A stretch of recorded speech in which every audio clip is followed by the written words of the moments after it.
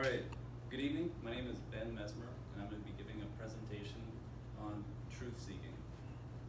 Specifically, how we can use truth-seeking in social media to move away from political and social fragmentation in American culture.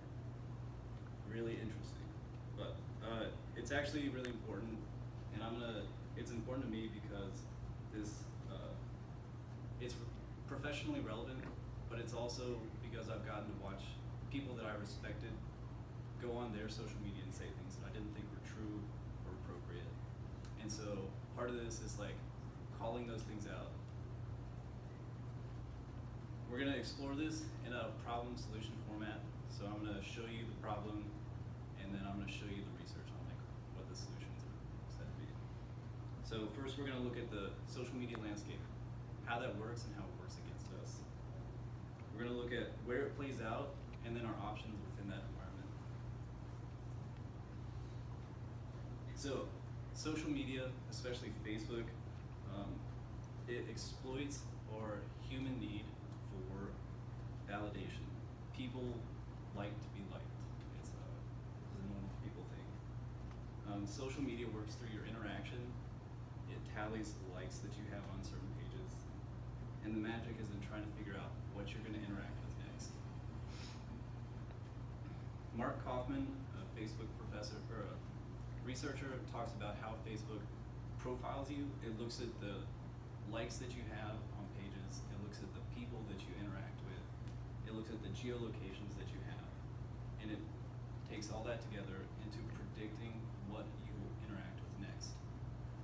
So this is like a very glossed overview, but if, for example, I interact with a lot of flat earth conspiracy theory style content, what am I going to see? That same kind of content. If I like cats and I like a lot of cat videos, what am I going to see? I'm going to see some cat videos.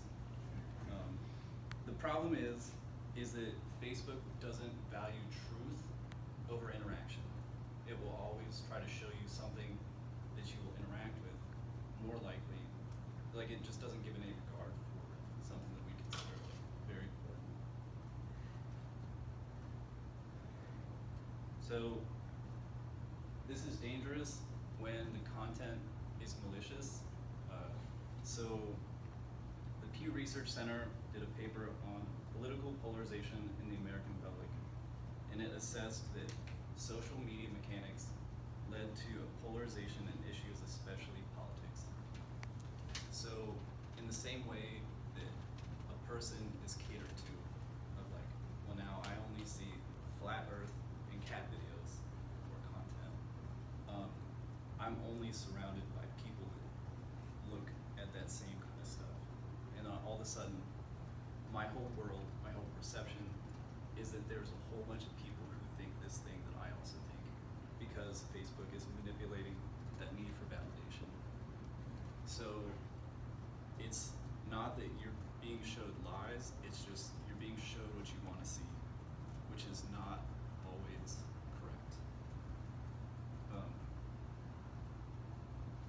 So when we talk about big issues like immigration, when we're, instead of having a rational conversation about what are the pros and cons, what are the benefits of looking at this and assessing it would be worth it if condition X and Y were met, rather than just, well, I'm gonna build a wall. There isn't a conversation about that, because Facebook is pushing people to these polar opposites instead of keeping them in a place where they can have a conversation with somebody who doesn't agree with them.